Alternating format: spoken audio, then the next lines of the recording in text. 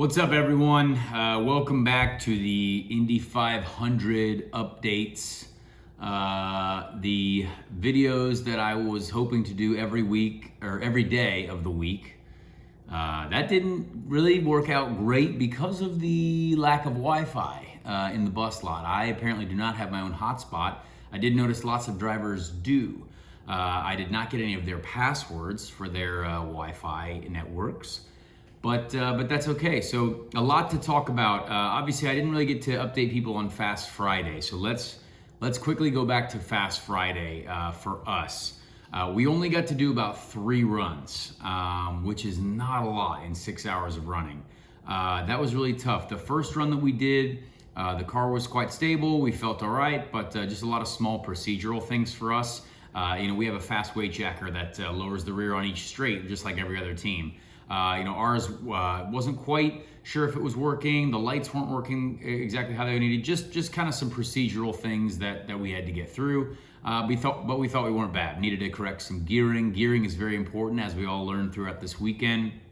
But when we went back out in the afternoon, the car was very wildly loose for me to drive. Like, I turned in flat into turn 1 on our first lap. The thing snapped and then turned into turn 2, and I had a full-on opposite lock correction, kind of drifting through turn 2 at 234 miles an hour, which is not good in a qualifying simulation run. So we had to really take the car back and get it cooled down before we did another practice run.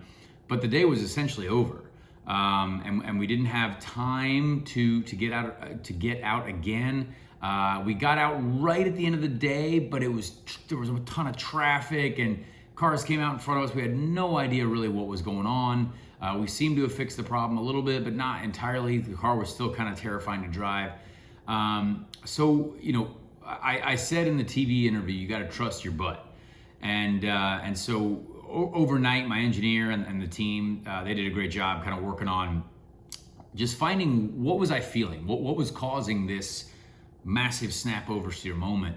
And we had found that we had basically gone too low with the right height of the car. Now, the floor of the car is so powerful when it comes to producing downforce. That's literally one of the most important pieces of the car, if not the most important piece of the car aerodynamically.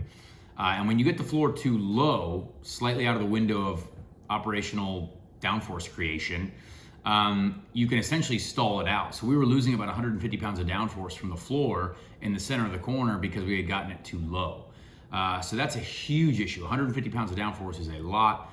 As soon as we got the car back in the right height window that we wanted for the Saturday morning qualifying practice session, which not a lot of people run, but we definitely had to because we hadn't really done a full qualifying sim yet where everything was, fully, all of our lights were working correctly, our weight jacker buttons were good, everything was kind of like a full quali run.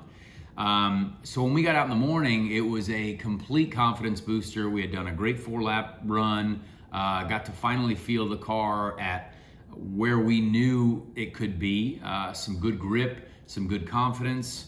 And then we were ready to make our first qualifying run, and we drew 20th, which was not ideal, but not bad either.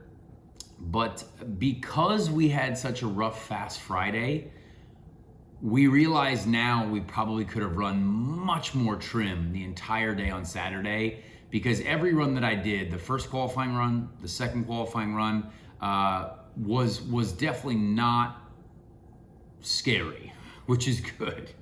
Not a ton of movement in the car. The first run should have been a little bit better. We fell off about a full mile an hour on the last lap of our first qualifying run because I did not get the weight jacker back. And we saw that happen today. Today is Sunday, to Kyle Kirkwood on one of his laps during his run. Sometimes when you're trying to get all these adjustments done on the engine, on the mapping, make sure you're getting roll bar adjustments done, I had forgotten to go back on the weight jacker, and therefore we generated a ton of understeer because the weight jacker wasn't in the right spot. So that was on me. I fully made a mistake there. Our first qualifying run was a slow one. But the first 3 laps, if let's say we just finished the 4th lap there, probably still up, near 20th, 21st, 22nd position maybe. So a few spots higher. But when we went out for our second run, we felt super confident. It was very weird timing. You have to figure out where you can go out, how to take advantage of the track conditions, because it was so hot and some cars were going faster, some cars were struggling. But of course, as a lot of people saw on our last run, 3 laps we were tracking to be about 15th, 16th, let's say 17th on the slow end of a 4th lap. We got all the way around, 3 easy flat laps, pretty happy with those. 4th lap was also going quite well. Got into turn 3, went to downshift to 5th gear, and we had the plenum fire, which, if people are now trying to understand, it's basically an overpressurization of a certain part of the engine. Jenna Fryer put out a bunch of tweets about it, I think, or Nathan Brown from Chevrolet, just trying to explain what it was, because Kyle Larson had it happen, Pato O'Ward had it happen, Christian Rasmussen, Augustine Canapino. There were several of us, Ed Carpenter as well, had the same issue on downshifts, right? So we downshift full throttle. So we're full throttle 6th gear, and we ask for a downshift. And the engine has to match revs, has to do everything to do that as smoothly as possible. And we had an issue with it, and sadly that cuts power instantly. So our last run was essentially dead, and that was a real killer for me, because we obviously started out 29th, and 29th, that sucks. I'm not here to explain my way out of it. Had a tough first run that was mainly caused by me, but we were not even optimized for that yet. We were more optimized for our second run. The team had executed everything perfectly. Everyone was doing their job exactly how they were meant to do it. But essentially, it's just bad luck. So I hate it for the guys, because they deserve to be better. They deserve to be in the top half of the field.